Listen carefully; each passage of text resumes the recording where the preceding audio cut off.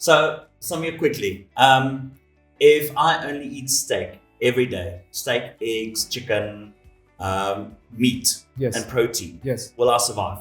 Oh, definitely. But you have to make sure you're getting enough fat. So Yeah. if you the chicken there, you might add a bit of butter. So that Bolton with a nice piece of fat. Unfortunately, biltong you're giving examples that are not ideal, right? So Aw. unfortunately, biltong once it's dried, it loses some of the vitamins. Unfiltered AF, real ones rise, no mask, no flakes. Lights on, mic check is next. This is the truth, unfiltered AF.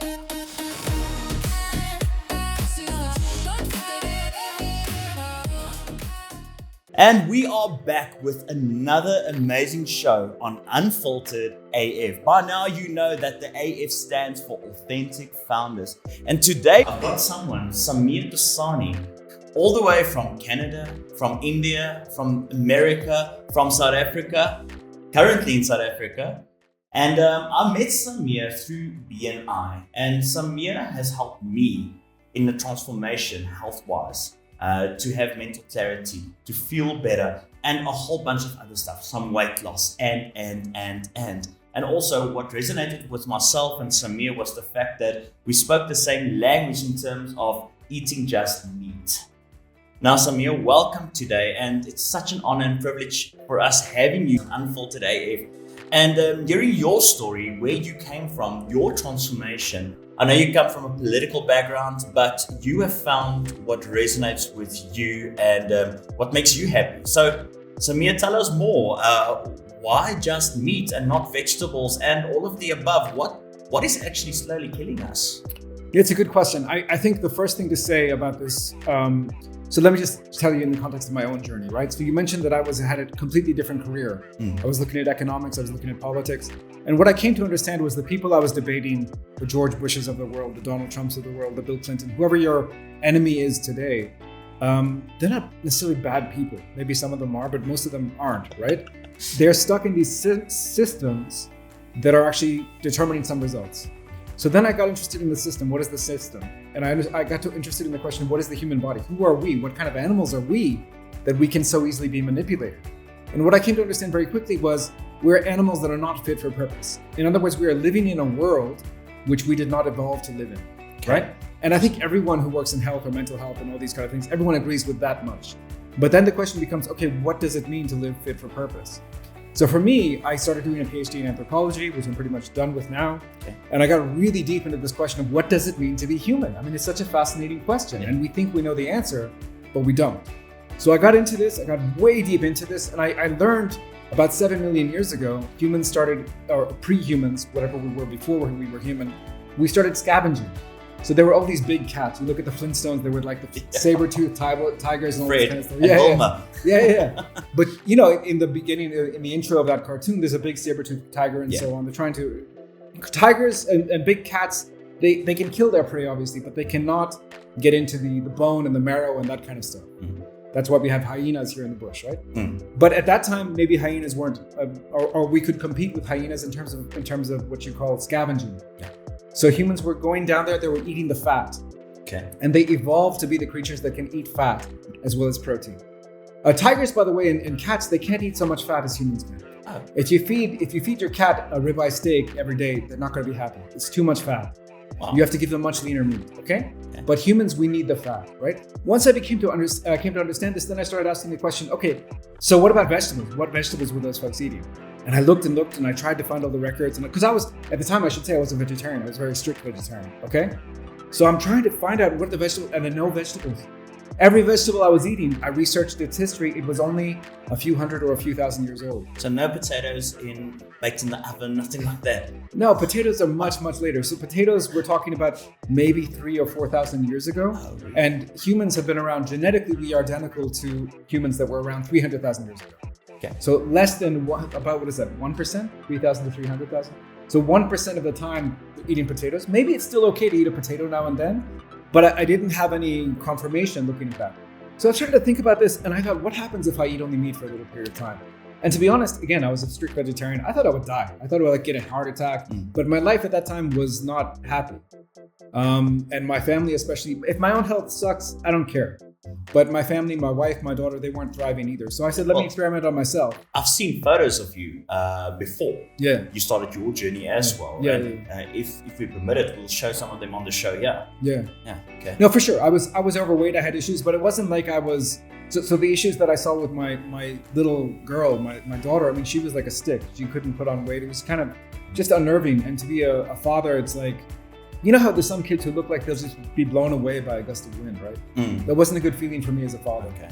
And then my wife had, post-pregnancy, she had Hashimoto's thyroiditis. She developed. She got some kidney stones and so on. And again, for me, as a husband, it wasn't a good feeling to be like, man, what are you doing? You can't even help your family to recover from this stuff. Like, what kind of a man are you? I mean, that sounds a bit odd, but that was my thinking at the time. I understand. So I got into it and I said, look, let me experiment on myself first. And I literally didn't know. I thought maybe I'd get a heart attack and die. But surprisingly, all my symptoms got better, a lot better. Okay. And I'm not talking about, so I should say I was suffering from these autoimmune conditions. I had vitiligo, which is a discoloration in my skin. You can't see it anymore. Oh, wow.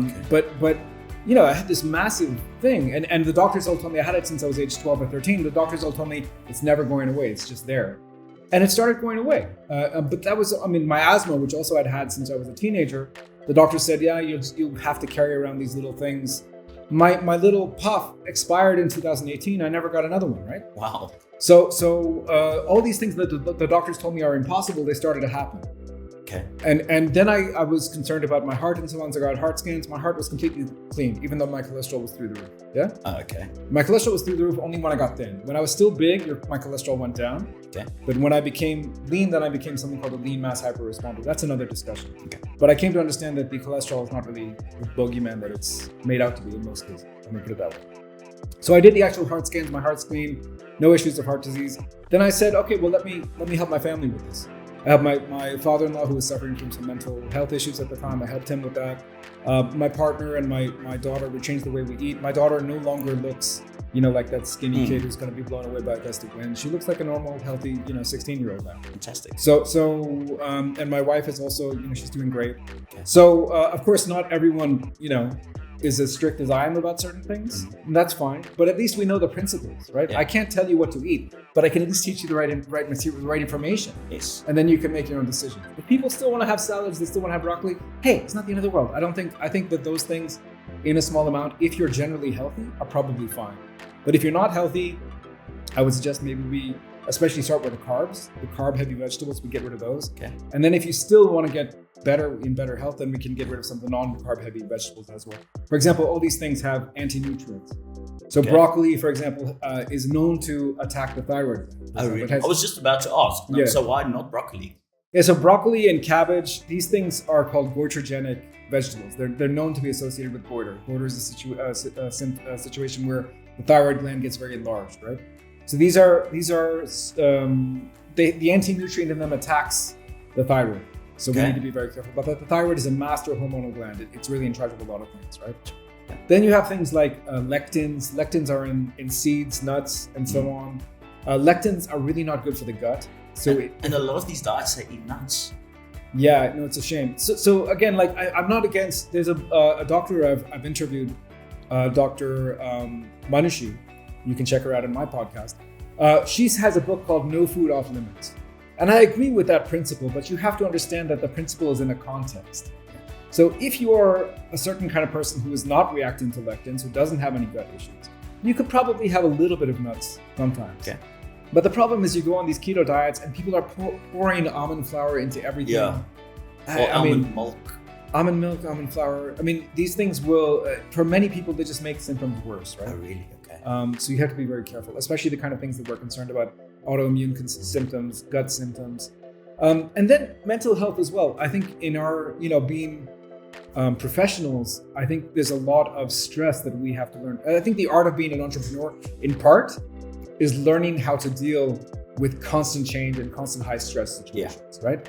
And if you are taking these kind of exogenous substances, almonds and macadamia nuts and whatever it may be, that may have an impact in the brain as well, you're reducing your ability to be resilient when these changes come, when you have a quarter that doesn't meet expectations, when you have a staff member who's, whatever it may be, going through a personal crisis and you have to help them through it, or whatever your particular crisis of the moment is. Yeah. I know talking to entrepreneurs, it's crisis after crisis after crisis. Daily. Yeah. So whatever your particular crisis is, you need to build up that resilience. Yes. And if you want to take it to the next level, maybe take the plant food downs, the plant foods we decrease and the meat we increase. I must say, Sameer, now that you mentioned that, just this morning, before we started setting up for today, we dealt with a crisis, like a big one. And here we are chatting as if nothing is wrong, because we have to. But luckily also, through this process, what I found is clarity, resilience to be able to get over stuff a lot quicker and to navigate that. So why is it that when you rid yourself, well, not rid yourself, if you clean up your diet, if you don't do veg, carbs and sugar, especially sugar. I was heavy on sugar, like 6 liters of Coca-Cola a day. And that was my coping mechanism, but it just worsened everything. Yeah. Why is this? So I think the things we know intellectually, but we have trouble dealing with them emotionally, right? So you knew, I mean, even at the time, you knew that drinking 6 liters of Coca-Cola was not a good idea. You probably knew that, right? Yeah. But the problem is, why were you doing that? I think what happens is we develop these coping mechanisms that are not serving us. Yeah. And I think the important thing to recognize is they did serve us at a certain point in time. Yeah. There was a point in time, so I won't speak for your case. In my case, I was definitely a sugar addict. I was also a smoker. People don't know that about me. I smoked cigarettes for a long period of time. Okay. When I picked up smoking, it was a time in my life, I was a teenager. I was not in control. Everything was out of control. There's nothing I could do to get back in control. Because it's a long story. My mom was going through her own mental health crisis and she had been emotionally distant, and it was a very difficult time in my life. So I picked up smoking as a distraction. Okay. As men, we tend to be prone more to the distraction archetype. Women tend, this is a generalization, but I find it to be more or less true. Women tend to be more perfectionists, which is a different problem. Of course, we're both a bit of both. Everyone's a bit of both. But if you're prone to distraction, you just need to be aware of that. You're using the Coke, you're using the cigarettes, you're using the alcohol to distract yourself from something. And maybe you need to. Maybe you're at a time of your life where you can't handle that. To numb yourself. You need to numb yourself as well, yeah. So it's a distraction, a numbing, whatever it may be. But, take a deep breath. Ask yourself, is that helping? Is it really helping? If it's helping you, if smoking a packet of cigarettes a day is helping you, I'm not going to tell you to stop because you need it, right? Or something worse, even things like hard drugs and so on. If you're doing that, if that's where your life is and you need it to get through, I'm not here to tell you to stop. However, if you decide that, no, this is not serving me anymore. I want to be focused on my business. Yeah. I want to be focused on my personal life. Yeah. I want to be focused on my career, whatever it may be. Yeah. Then we can help you to say, look, what can we replace that with? I'm a big fan of trading up addictions. when I first started this, I haven't told this story to many people. When I first started this, I basically traded my carb addiction for a coffee addiction. I deliberately cultivated a very severe coffee addiction. There's nothing wrong with that. No, I don't know. Because you don't know at what stage. Because I have a very addictive personality. Yeah. So I was I'm trying to remember what it was. I don't do this anymore, but it was like 6 cups of coffee before 9 a.m. Sounds about right. and then between 9 a.m. and say 3 p.m. it was another, say, 6 or 7 cups of coffee. It's heavy, man. So and I'm one of those people, caffeine doesn't really affect me, so it didn't bother me. Yeah. And I was deliberately doing that as a way of not reaching for the chocolate, the candy, or whatever it would be. So it worked for me. Black coffee or milk coffee? This was black coffee. This was at a time, by the way, this is in the context of me. When I first started, I was very hardcore. I don't take my clients through the journey that I went through because, again, I'm a bit extreme. Okay. So this was on I was let's say a 20-day fast or something like that, or a 12-day fast. I didn't have any calories. Okay. So it was black coffee. Then I understood that actually if you have that much caffeine without any food at all, it will affect you sooner or later. It's gonna mess you up. So that's what, so that was my journey of cultivating, sort of trading down addictions. But then you realize, look, why do I want to be the person who needs these addictions? And so I gave up coffee for a period of time. I gave up everything for a period of time. I gave up all carbs. Now I'm very, very low carb, but I'm not zero carb. Okay. So but I had to do that not so much for the what does it feel like to live on 100% meat? That's fine. But it was more this substance that I've been using since I was a child, sugar and carbohydrates. By the way, all carbohydrates turn to sugar in the mouth, right? There's an enzyme called amylase. As soon as that. That's right. Or as early as that. That's right. Sure. There's an enzyme in the mouth called the amylase enzyme that takes your carbohydrates and turns them into sugar, right? Sure. So if you're addicted to chips or whatever it may be, salty things, usually it's the same. It's doing the exact same thing in the mouth. It's going into sugar, and you're addicted to sugar. And that causes a dopamine spike as well. 100%. 100%. So there's studies that have been done. You put electrodes on the head and you sort of measure brain activity, and you take someone who's used to taking cocaine, for example, and you look at how the brain lights up when they take cocaine, and then you take just an ordinary person and you look at how the brain lights up when you give them sugar. It looks exactly the same. It's the same kind of dopamine hit, the same kind of addiction. So yeah, that's some of the issues that we felt. My own journey, as I was saying, was wanted to give up all those addictions and see if how I would survive, how I would feel, and I did that for a period of time, and that felt good. But I still have to be aware of these things. I still have to be conscious, because I know my personality. If I'm not strict, I will fall back into those bad habits. So, just from my point of view, I'm going to be vulnerable quickly that, yes, I was doing 6 liters of Coke a day, and that did cause a spiral of different sorts, obviously massive weight gain, feeling lethargic, couldn't cope in afternoons, couldn't sleep at night. But the biggest issue, or two biggest issues with that, was massive depression, as well as brain fog. There was no brain clarity, couldn't remember nothing. The memory is still a bit shot, but we're working on that. But couldn't remember stuff, couldn't articulate certain things. And I started with my journey before I actually met you. But the problem with that was it was not consistent. And since meeting you, you've pushed me and coached me. You're doing your level best, I must say. Well done. You're on my case quite often, and I know I don't always respond to those messages.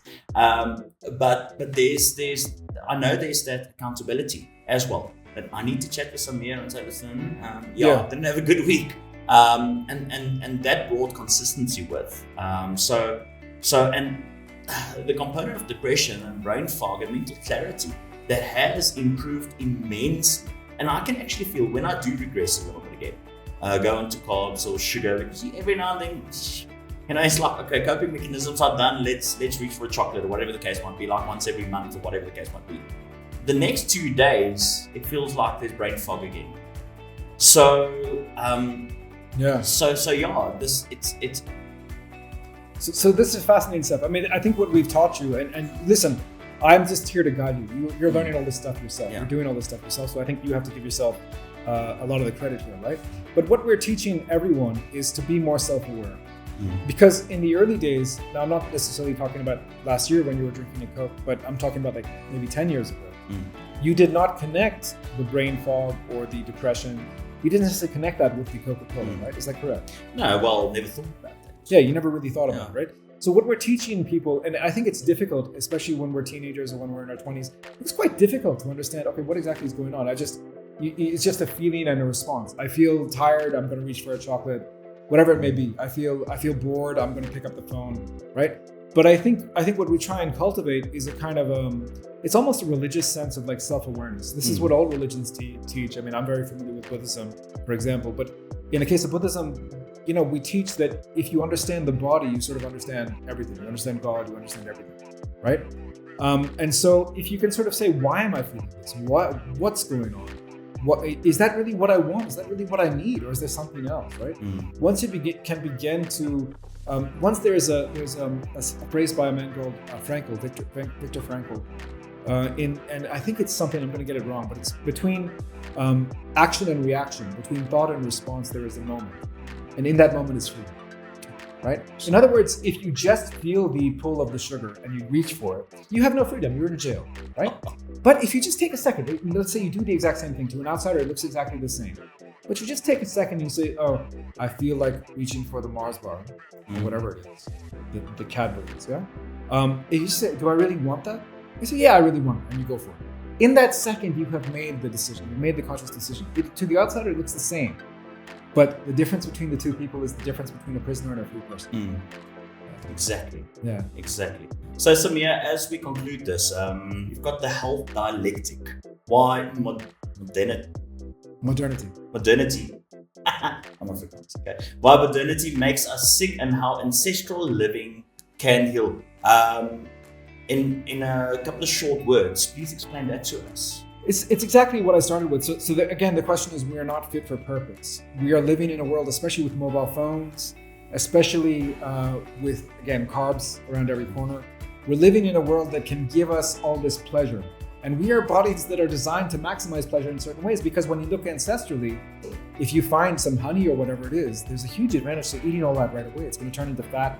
You're going to survive longer, right? Oh. So yeah, honey is fructose. Fructose turns into fat super easy, right? So Sure. if you're coming across a beehive without bees, for example, if you're lucky enough to do that, or non-stinging bees. Okay. If you're lucky enough to do that as a wild human, you got to eat it all. You will get fat, and that fat will help you to live through the year. But now we're living in a world where there's honey. I mean, I can go around the corner here and get 50 liters of honey if I want, right? Really bad idea, right? But my brain is telling me to do that. So how do we learn to disconnect? How do we learn to go back to some of those ancestral principles of, you had to fight the bees, man. You had to fight the bees. You had to fight the bears. You had to fight honey badgers around this part of the world, right? Yeah. You weren't going to be getting as much honey as you wanted. It was a very rare treat that you had to work for and get stung for and all the rest of it. Right? And bird cannons to get. Yeah. So once we understand that, then we can start to heal. So Sameer, if there's somebody outside, you offer coaching, correct? 100%. You offer a program for people who say, I want to change my life. And it's not a quick solution of a diet and all of this. And like we know, we've got fad diets, we've got programs. There's a personal trainer around every corner, a dietitian around every corner, but that's not you. Yeah. Your accountability partner. 100%. No, I want to teach people to to make up their own minds. Yeah. So I want to teach people. The problem I have is that most coaches, most dietitians are giving what I consider to be the wrong advice, right? So first I want to teach you what is right and what is wrong, just factually speaking, right? And then I want to coach you to learn how do you want to navigate this, right? I know, for example, in my own life, I know that chocolate is not healthy, but I do have a piece of whatever it is, 80% dark chocolate or whatever it is, every once in a while, right? It's my own decision, right? I know it's not healthy and I treat it as such, right? Now, my problem is if someone thinks that a steak is not healthy, like, what's your evidence for that? Man? Show me some actual evidence that the steak is not healthy. So that's what I want people to get right and wrong there. And then once they understand the principles, they can apply the principles in their own life. If you grew up eating a lot of fish, for example, maybe that's the food you want to include in your diet. If you didn't, maybe you didn't. So there's lots of leeway here, and people have to find their own answers. And what we find is when people prioritize their health, every aspect of their life gets better. Yes. Their love life, their business, their career, everything. I'm sure there's a couple of million likes the first one, right? For sure. Okay. So, Sameer, quickly, if I only eat steak every day, steak, eggs, chicken, meat, and protein, will I survive? Oh, definitely. But you have to make sure you're getting enough fat. So if the chicken there, you might add a bit of butter. So that biltong with a nice piece of fat. Unfortunately, biltong you're giving examples that are not ideal, right? So unfortunately, biltong once it's dried, it loses some of the vitamins. So we want to stick to fresh meat. Okay. Fresh meat won't give you scurvy. Fresh meat was how we treated scurvy, by the way. Okay. The people who got the scurvy were the people who were only eating biltong. I'm sure there's a couple of South Africans who now. There's nothing wrong with biltong, but you have to have some fresh meat too. Okay. Well, I think biltong will be a snack. There you go. Okay, your treat for the week. Even it can be a daily snack, doesn't matter. Okay. But you gotta have some fresh meat too. Fantastic. Well, you've heard it from Sameer himself. If people want to I know people are going to want to get in touch with you. Where can they get in touch with you? How can they reach you? And how can they get hold of this book as well? I've read this book. It's a good read. It's insightful. I do recommend you get a copy of this, and it's not even expensive. It's 100 rand. Yeah. It's $100. Yeah. It's one Big Mac and chips. So for this book, and it's going to change your life. So Sameer, how can people get hold of you? So I'm at sameerdossani.net. I'm on all the social media. Meat Heals on YouTube is probably a great place to get a hold of me. And I'm doing a webinar for the remainder of the year. Every Sunday we'll be doing a webinar. So that's sameerdossani.net/webinar. You can sign up there. Fantastic. So there you have it. If you want to change your life and you're ready to change your life, get in touch with Sameer. Sameer is an authentic founder of what he is doing, the health dialectic, changing people's lives through diet. But not just a diet coach, he's a lifestyle coach, accountability coach. He's going to transform your life if you are willing to make that transformation. So